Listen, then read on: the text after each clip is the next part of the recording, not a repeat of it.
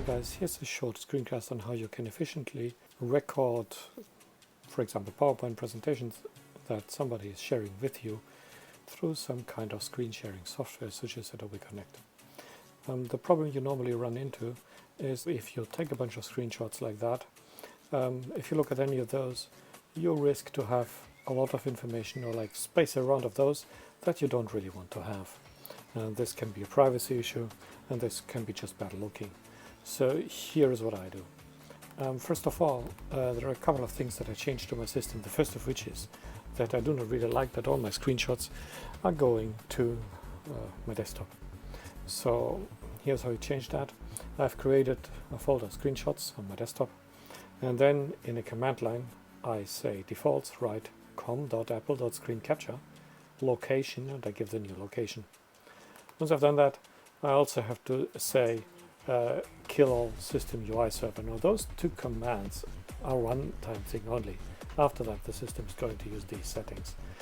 The other thing that I wanted to show to you is that I do not really like to have a three finger shortcut in order to take a screenshot, because while I'm listening into the presentation I may be writing down things or so forth, and then until I've got my fingers on the right keys it may be that I just missed what I wanted to capture. So I need a faster way of getting a screenshot. Here's what I do.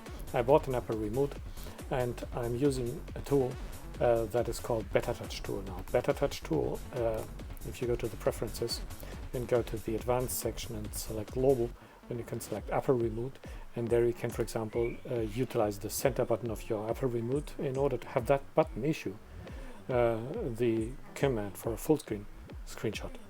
Now as an example, if I go over here and just now hit the button on my Apple Remote, you can immediately see that I have just created a new screenshot.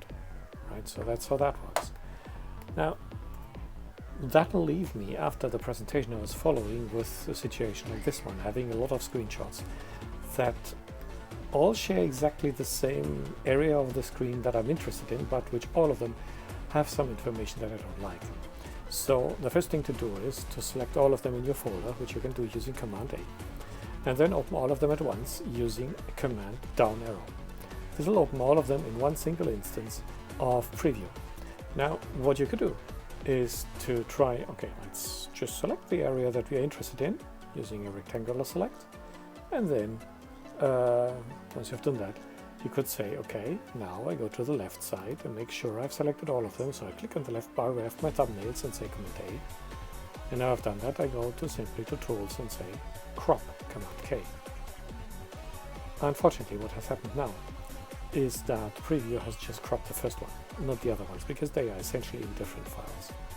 Now let's undo that, and what we essentially need to do is to get all of them into one single file. The way we can get all of them into a single file is we go print. So let's say print, and then make sure to select this button to have a landscape, and then just say PDF open in preview. And what he's doing now is essentially concatenating all the images that we have in the right order, and he's going to open them in one single PDF. That's what we have got here. Now again, what we immediately do is we show the thumbnails,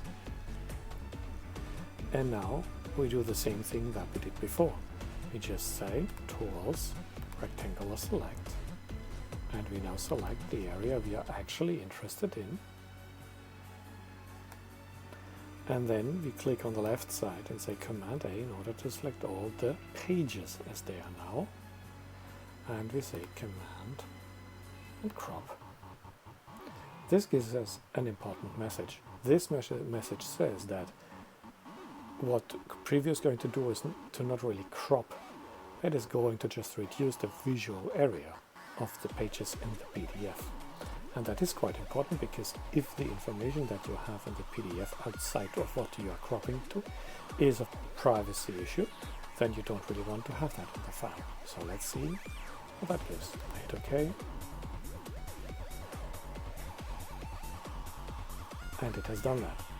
Now, if we close this old file now and we are, for example, just interested in what I just said, whether there actually still is information outside of these pages, and just click on one of the pages and using the Option key drag and drop it onto my desktop where I can inspect it. So now, if I just open it, it's a single PDF now. I see no issue. It looks fine. But how about opening it in a different tool? Let's utilize Adobe Illustrator. Adobe Illustrator is an excellent tool if you want to extract certain parts of PDFs, for example, but it is also very good for our problem we are having right here now. Because if we use that on our file, we can see that all the rest of the information that we had in there is still in there. Now, how can we get rid of it? That's very simple. Remember, we still have this file open, and these pages contain more information than we see. Well, what we just do is we print them again. So we just say again, print the file. One thing that you can look into if you want is that you see now that we are going to have some screen space because of the page size that we are using. So you can say, for example, adapt the page size to the printout. That's one option. You won't have that in all the cases, and what you can later also do alternatively is to just crop again. So we are going to say PDF, open in preview.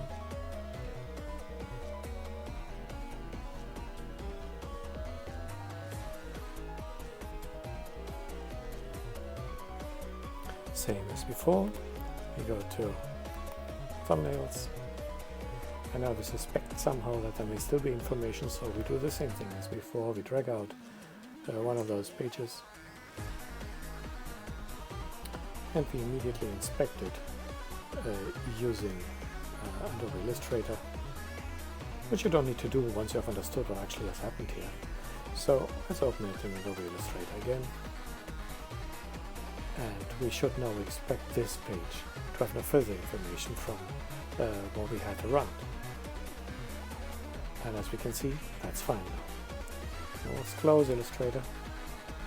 Now I don't like the fact that I still have white space around it, and I can even see somewhere here, if you see this, there's a mouse cursor, and here down there, there's some border still that I have.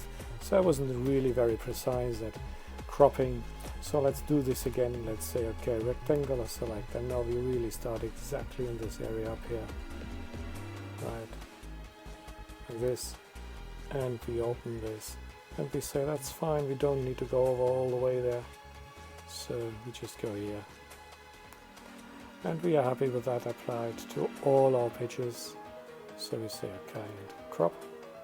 He gives our message again, and that's it. But now outside of those pages there is nothing of relevance, so now that we have cropped them this way, that is okay for us. Okay, that's what I wanted to show to you. Thanks for your attention.